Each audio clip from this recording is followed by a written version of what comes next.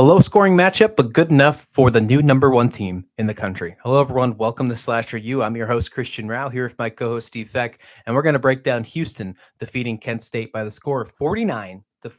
Yeah, that's correct. I said that score correctly. I didn't know that was the case. I thought that was a halftime score that maybe ESPN app messed up and didn't update it, but 49-44 is the final in this one. Houston moving to 6-0. Kent State put up a battle with this team. I don't know if you want to call it a battle when each team are shooting less than 35% from the field. However, they found a way to keep it close, but Houston finds a way to get the win here and now is the new number one team in the country, Steve. We'll get to that in another show. I'm going to let Kelvin Sampson's own words set up what I'm going to talk about here. That's the first time all year someone has punched us in the mouth. We're used to punching other people in the mouth around here. And I think that exposes a very important weak spot in this Houston team. I find that the fact that Sampson would make this kind of a statement very telling. I could see where it'd be motivating for his players, but I think it's very telling because in my humble opinion, I'm usually Professor Positive around here. But his teams in Oklahoma and Indiana were soft. Mm-hmm.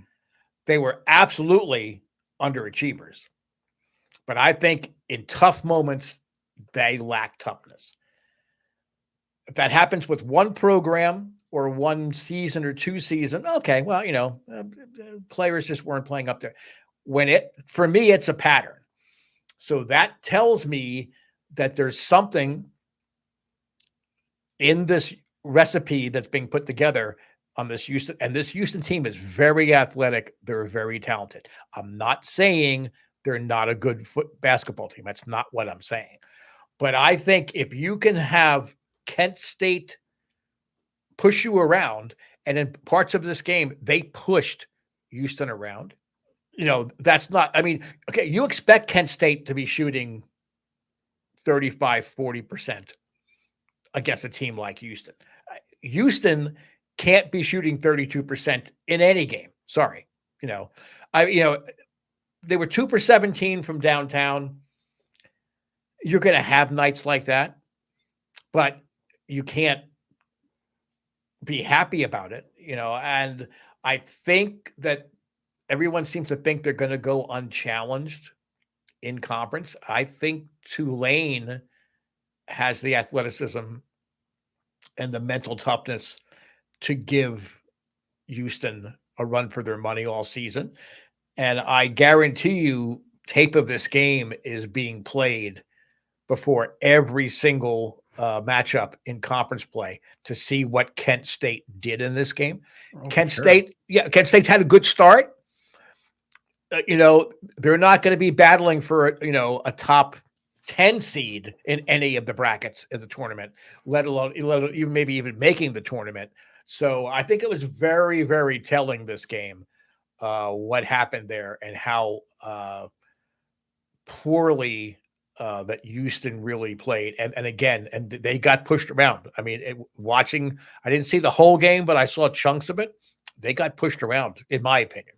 Yeah, no, I'm with you. If they play like this come December, with the schedule that they have, they're not going to be the number one team for very long. At the beginning of December, they got to take on St. Mary's. That's a tougher team. Props to Kent State, but there's some tougher teams on their schedule that if they play remotely just as good, if they play even worse, then they're going to get smoked by some of these teams. We talked about St. Mary's at the beginning of the month of December. They play Alabama on December 10th. Alabama, we just saw what they did to North Carolina, winning in 4 overtimes.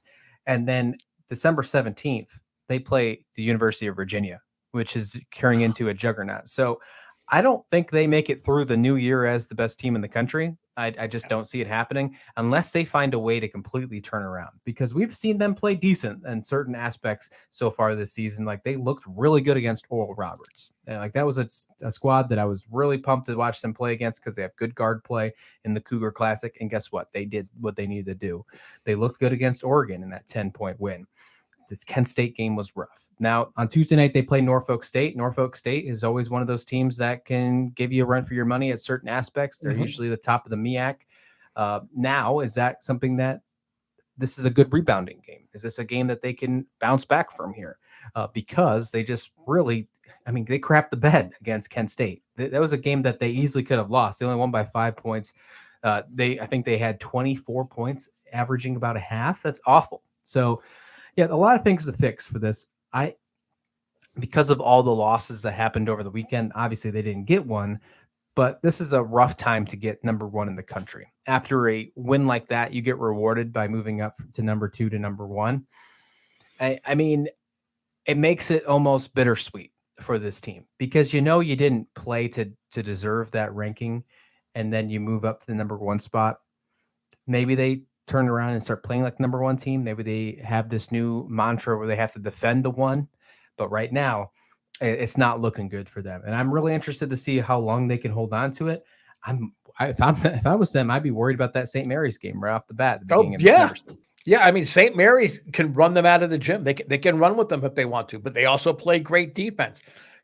As you were talking, UNLV back in the heyday, they kind of remind me a little bit about this Houston team.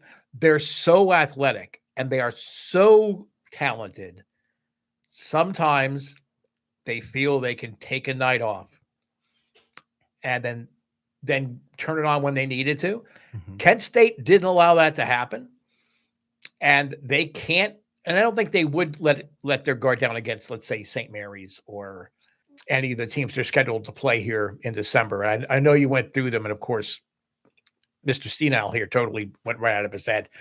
But come tournament time, if they go into that with that kind of attitude, there are teams, in the American Athletic Conference that are going to be able to knock them off in the tournament, in the conference tournament. That's going to affect their seeding. Now, how does that carry out? Again, I don't think either of us expect them to be number 1 very long, but still, I think people are thinking they're going to be a number 1 seed, a number 2 at the least. If they lose early in their conference tournament, I don't know if that's the case. And now they're a 3 or 4 seed, and their path forward gets a little tougher. Yeah, I'm with you. I think that they do have a tougher task. As for Kent State, a shout out to you. I mean, you played a fantastic game there, at least keeping up and keeping with Houston. I wouldn't call it a fantastic game. You shot dreadfully. However, with this MAC, I wouldn't rule you out. I think you have a good shot of running with the MAC here. I'm interested to see how you play at the beginning of December against Gonzaga, because Gonzaga is a good team this year, but not as good as we all thought they were going to be so far. And you play a South Dakota State team as well early in the month of December. Maybe Kent State can be one of those teams that really shock the world and be one of those mid-major squads that can find themselves in there. I mean, a 5-2 record, I don't see it. You got to shoot a lot better to obviously play against these teams. I think you got lucky on this one, keeping it close. This should have been a game where Houston won by 60, but because they shot dreadfully, they only won by 5. Let us know in the comments what you think about this Houston squad. Do you think they deserve number 1 spot? Obviously, a lot of losses over the weekend really doesn't show too much difference. I know we saw some big jumps with Virginia, Purdue, etc., and we have a couple other undefeated teams in there as well. But let us know your thoughts in the comments below. Be sure to hit like and subscribe while you're there. And as always, thank you for watching SlasherU.